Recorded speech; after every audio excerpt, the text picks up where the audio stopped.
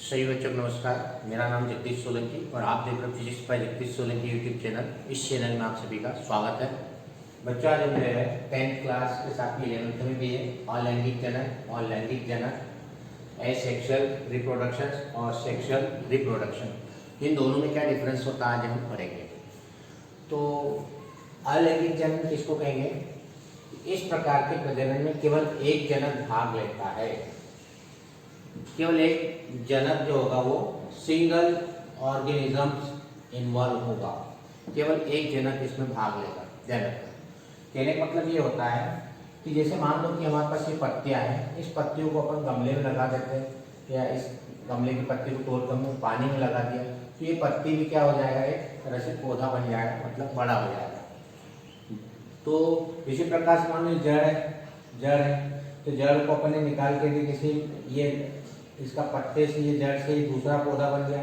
इसी प्रकार से हमारे पास आलू होता है, आलू में भी तना होता है, तो तने से यदि पौधा बन जाता है, यानी कहने का मतलब ये होता है कि जड़ तना पत्ती से यदि कोई नया पौधा बन जाता है तो इस प्रकार का जनन क्या कहलाएगा? अलैंगिक जनन कहेंगे। जड़ तना पत्ती से यदि कोई नए पौधे बन जाते हैं तो इस प्रकार का जो हमारे पास में क्या होगा, जनन क्या कहलाएगा? अलैंगिक जनन कहलाएगा। मतलब इसमें एक ही तरह का लैंगिक होगा जनक, केवल एक जनक होता है। समझ आ गया कि केवल एक जनक होता है, मतलब जैसे पत्ती से हम दूसरा पौधा प्राप्त कर सकते हैं, जड़ से दूसरा पौधा प्राप्त कर सकते हैं, तने से हम दूसरा पौधा बना सकते हैं। तो इस प्रकार के जो जनक होते हैं उसको अलैंगिक जनक कहते हैं। कहने का मतलब इसमें सिंगल क्या होगा, ऑर्गेनिज्म होंगे, केवल इन्वॉल्व सिर्फ सिंगल एक ऑर्गेनिज्म इसमें इन्वॉल्व होते हैं। इसमें क्या होगा, लैंगिक सेक्सुअल प्रजनन में प्राय दो जनक होते हैं। इसमें दो जनक होना जरूरी है। जैसे मान लो कि यहाँ पर एक फीमेल है, एक फीमेल है और एक है मेल, एक नर और एक मादा। ये जब इनके जो गैमेट्स होते हैं शुक्राणु और अंडाणु जिसको हम बोलते हैं, ये जब आपस में मिलते हैं तो जायगोट बनता है और जायगोट के बनने के बाद जब ये विकसित होता है तो भ्रूण बनेगा और भ्रूण से क्या बन जाएगा, भ्रूण कोश बनेगा और बच्चा बन जाता है। मतलब नई उत्पत्ति होती है। देखो इसमें भी नई उत्पत्ति हो रही है, एक जड़ से तने से पत्ती से नया पौधा बन रहा है, इसमें भी नया जीव उत्पन्न हो रहा है।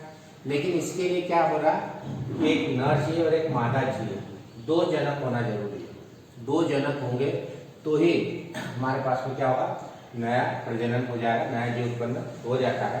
तो यदि इस प्रकार से दो जनक भाग लेते हैं तो उसको कहा गया है लैंगिक जनक। उदाहरण के लिए हमने बताया कि एक मादा और एक नर है, ये दोनों आपस में जब इनके अंडाणु शुक्राणु मिलेंगे जायगोट बनेगा, जायगोट से भ्रूण बन जाएगा और भ्रूण से क्या बन जाएगा, बेबी बन जाएगा, बच्चा बन जाएगा।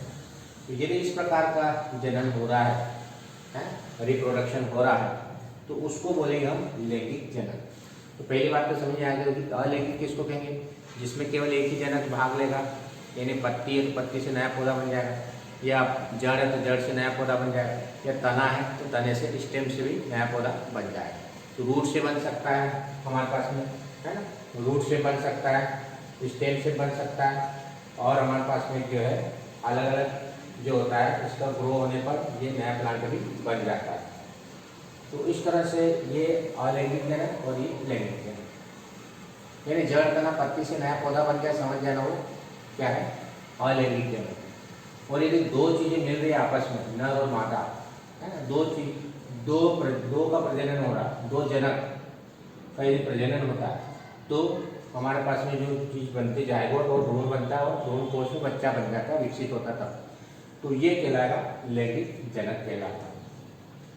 अब इसमें अपने को जो है दोनों के बीच में डिफरेंस देख रहे हैं हम। तो डिफरेंस के लिए क्या कर रहे हैं हम, डिफरेंस के लिए पहला पॉइंट तक समझ में आ गया होगा कि इसमें जड़ तना पत्ती से नया पौधा बन जाएगा, केवल एक ही जनक होगा, इसमें दो जनक होंगे। युग्मकों का निर्माण व सैलन नहीं होता है। इसमें जो गैमेट्स होते हैं, गैमेट्स का मतलब ये नर और मादा, जिसको हम गैमेट्स कहते हैं, नर और मादा के जो शुक्राणु अंडाणु होते हैं उसको गैमेट्स कहते हैं, ये मिलते नहीं है इसमें, ध्यान रखना। यानी इसमें युग्मक यानी गैमेट्स का निर्माण नहीं होता है, गैमेट नहीं बनते हैं, नर और मादा नहीं मिलते, ध्यान रखना, दो जनक आपस में नहीं मिलते, जब मिलेंगे तो ही क्या बनेगा, युग्मक बनता है। युग्मक का मतलब जोड़ा, मिलना। तो इसमें नर और मादा के जो मिलते ही नहीं, तो इसलिए इसका निर्माण भी नहीं होगा और इसका फ्यूजन भी नहीं होगा। और इसमें क्या होगा, नो प्रोडक्शन ऑफ गैमेट्स, इसमें कोई गैमेट्स नहीं बनेगा। इसमें क्या होगा, मेल और फीमेल से गैमेट्स आर प्रोड्यूस, उत्पन्न हो, मिलेंगे दोनों, और उनके मिलने से क्या होगा कि इसमें फ्यूजन भी होगा, फ्यूजन होगा, संलयन होगा। फ्यूजन का मतलब संलयन, आपस में मिल जाते हैं, संयुक्त हो जाते हैं। तो कहने का मतलब ये हुआ कि इसमें युग्मकों का निर्माण व संलयन नहीं होता है, इसमें युग्मक पैदा नहीं होते, प्रोड्यूस नहीं होते। No product, male and female gametes are produce, इसमें प्रोड्यूस होते हैं, इसमें नहीं होते, क्योंकि इसमें गैमेट्स होते ही नहीं। ध्यान रखें, गैमेट्स मतलब नर और मादा दोनों मिलते हैं तो जो बनता है वो जायगोट बनता है, और उनके जो अंडाणु में बीजाणु होते हैं, शुक्राणु होते हैं, वो गैमेट्स कहलाते हैं। तो इसमें मिलने का सवाल ही नहीं, क्योंकि सिंगल होता है, इसमें डबल होते हैं, इसलिए मिलेंगे भी और उसका निर्माण भी होगा और डिफ्यूजन भी होगा, उसमें डिफ्यूजन भी होता है, फ्यूजन भी होगा, इसमें फ्यूजन नहीं होगा। फिर हमने लिखा है केवल समसूत्री विभाजन होता है। समसूत्री विभाजन का मतलब ये होता है कि बॉडी बढ़ती है, जनन अंग या जननांग से संबंधित उसमें कोई विभाजन नहीं होता है। तो समसूत्री का मतलब उसकी बॉडी बढ़ती है, जैसे आलू आलू बड़ा होता जा रहा है, तना के तना बड़ा होता जा रहा है। तो ये जो गुण होते हैं ये समसूत्री विभाजन के गुण होते हैं, ध्यान रखें। उसकी कायिक मतलब शारीरिक वृद्धि होती है, तो शारीरिक वृद्धि होने के कारण से जो विभाजन होता है कोशिकाओं का, कोशिकाएं से शरीर बढ़ता है, जैसे जैसे कोशिकाएं बढ़ती जाती है, जो हमारे पास बॉडी भी बढ़ती जाती है, उसको समसूत्री विभाजन कहते हैं, उससे बॉडी का विकास होता है। लेकिन इसमें क्या होता है, जनन की आवश्यकता की प्रक्रिया में होता है। अलैंगिक जनन कब होता है, अर्धसूत्री विभाजन में क्या होगा, लैंगिक जनन की आवश्यकता होती है। मतलब इसमें जो लिंग से संबंधित या जो भी सेक्सुअल से संबंधित जो होती है उसमें विकास होता है, इसमें ध्यान रखें। तो ये जो लैंगिक जनन में जो होता है ये क्या होता है, जनन से संबंधित जो भी क्रिया होती है उससे संबंधित होता है, इसलिए इसमें अर्धसूत्री विभाजन की आवश्यकता होती है। फिर जनक व संतति आनुवंशिक रूप से समान होते हैं। जैसे ये पौधा है तो ये पौधा ऐसे ही बनेगा, हमारे पास में जो हमने पौधे ले रखे हैं कि ये पौधा के पौधा जो बन रहा है ये भी ऐसे ही बनेगा। तो ये जनक होगा, इसकी उत्पत्ति होगी, ये जनक है, इसकी उत्पत्ति हो गई। तो जनक और संतति, एक जनक है, ये जनक मान लिया, और इसकी संतति होगी, संतान होगी। ये दोनों जो होंगे आनुवंशिक रूप से, जेनेटिक रूप से सेम हो, दोनों की प्रॉपर्टी सेम हो, जनक। फिर इसमें क्या होगा, इसमें अलग अलग होगा, संतति जनक के साथ साथ आपस में भी असमान होते हैं। ये जो बच्चा पैदा हो रहा है, नर और मादा के जिन्हें कुछ मतलब उसमें अंतर आ जाएगा, ध्यान रखें, आपस में भी असमान होते हैं। जो संतति जनक के साथ साथ आपस में भी असमान होते हैं, वो खुद नर और मादा भी आपस में असमान होते हैं, और जो संतति उत्पन्न हो रहे, संतान उत्पन्न हो रहे, वो भी क्या होगा, असमान होगी। जरूरी पूरी तरह से मिल जाएगा। आनुवंशिक विभिन्नताएं उत्पन्न नहीं होती है, आनुवंशिक जो जेनेटिक जो डिफरेंस होते हैं वो उत्पन्न नहीं होते, एक जैसे होते हैं। अतः जैव विकास में सहायक नहीं होता है, मतलब जीवों के विकास में ज़्यादा सहायक नहीं होती है विधि। और ये लैंगिक जनन में क्या होता है, नया जीव उत्पन्न होता है, और नए जीव उत्पन्न होने का उसमें आनुवंशिकता या कह सकते हैं आप कि जेनेटिक्स जो होती है विभिन्नता होती है होने के कारण से जैव विकास में सहायक होता है। तो लैंगिक जनन जो होता है जीवों के विकास में सहायक होता है, एक जीव से दूसरे जीव बनते जाते हैं और उससे विकास होता रहता है। शैवाल, कवक, पौधों और निम्न कशेरुका और जंतु में पाया जाता है। जो निम्न प्रकार के पौधे होते हैं, शैवाल है, कवक के पौधे, और निम्न जो पौधे होते हैं उन जंतुओं में ये पाया जाता है, कशेरुकी जंतु में पाया जाता है। और ये जो होता है उच्च श्रेणी के जीवों में पाया जाता है, जिसे हमारे पास नर और मादा जो मानव होता है, मानव में जो होता है वो लैंगिक जनन ही होता है। पेड़ पौधों, सामान्य तो पेड़ पौधों, शैवाल और निम्न जो जंतु होते हैं उसमें ये जनन होता है। बाकी उच्च श्रेणी के जीवों में जैसे मानव है या जंतु है उसमें जो होता है वो लैंगिक जनन होता है। तो ये अंतर अपने को मालूम होना चाहिए अच्छी तरह से। तो एक बार फिर से देख लो क्या होता है। अलैंगिक जनन का मतलब जिसमें केवल एक जनक होगा, जड़ तना पत्ती से नया पौधा बन जाएगा, उसको हम बोलेंगे अलैंगिक जनक, जिसमें दो जनक होते हैं, नर और मादा दोनों भाग लेंगे, उससे नया जीव उत्पन्न होता है, तो उसको हम लैंगिक जनक कहते हैं। युग्मकों का निर्माण और संलयन नहीं होता। युग्मक मतलब गैमेट्स इसमें नहीं होते, क्योंकि एक ही सिंगल होता है, तो गैमेट होने का सवाल ही नहीं। नर और मादा होते हैं तो गैमेट्स कहलाते हैं। तो इसमें युग्मों का निर्माण और संलयन नहीं होता। जब युग्मक है ही नहीं तो उसका डिफ्यूजन भी नहीं होगा, संलयन भी नहीं होगा, ध्यान रखना। युग्मक का निर्माण और संलयन दोनों होता है, अलग अलग युग्मक होते हैं नर और मादा, तो उसके निर्माण भी होता है और उसमें दोनों का आपस में संलयन भी होता है, मिलता भी है। केवल समसूत्री विभाजन होता है, मिटोसिस या माइटोसिस होता है, इसमें मियोसिस होता है, ध्यान रखना।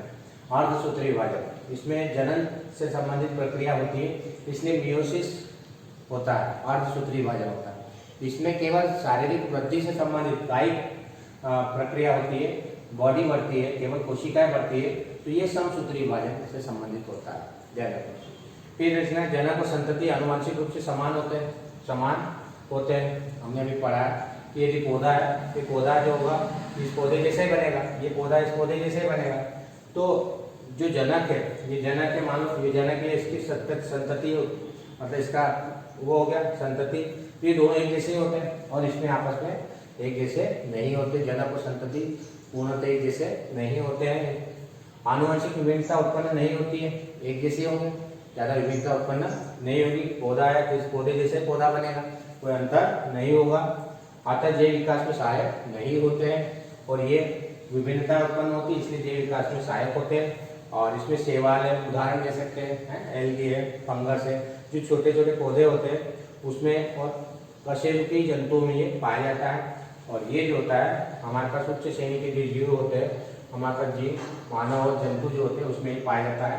तो ये डिफरेंस इधर भी दे रखा है, जो ये डिफरेंस हमने याद कर लिया, ये भी याद हो जाता है। इन्वॉल्व सिंगल ऑर्गेनिज्म, इसमें केवल सिंगल ऑर्गेनिज्म इन्वॉल्व होता है, केवल एक, और इसमें दो ऑर्गेनिजम्स होते हैं। इसमें कोई गैमेट्स नहीं होता है, इसमें गैमेट्स होता है। इसमें फ्यूजन नहीं होता है, इसमें फ्यूजन होता है। एक रिक्वायर्ड मिटोसिस डिवीजन, ये जो समसूत्री विभाजन होता है, मिटोसिस माइटोसिस, इसमें ये होता है। इसमें जो होता है ये वाला विभाजन होता है मियोसिस है। तो इसमें it's produce offsprings that are identical to the parents, इसमें जो भी संतति उत्पन्न होगी क्या होगी, पेरेंट्स के समान ही होगी, और इसमें पेरेंट्स के समान नहीं होती, उसके कैरेक्टरिस्टिक्स मिलते नहीं है ना। तो इस प्रकार से इसमें डिफरेंस, दोनों के बीच में ये डिफरेंस अपने को मालूम होना चाहिए। और ये अलैंगिक जनक और लैंगिक जनक। इसी प्रकार से अगला जो वीडियो आएगा हमारे पास में, वो भी इसी डिफरेंस से संबंधित आएगा। परागण और पराग निषेचन दोनों में क्या डिफरेंस होता है, उनमें हम अंतर पढ़ेंगे। यदि वीडियो आपको अच्छा लगता है तो आप इस चैनल को सब्सक्राइब करें, अपने दोस्तों के साथ वीडियो को शेयर करें और बेल आइकन के बटन को प्रेस करें, ताकि आने वाले वीडियो की नोटिफिकेशन आप तक पहुंच जाए। धन्यवाद। जय हिंद, जय भारत, वंदे मातरम।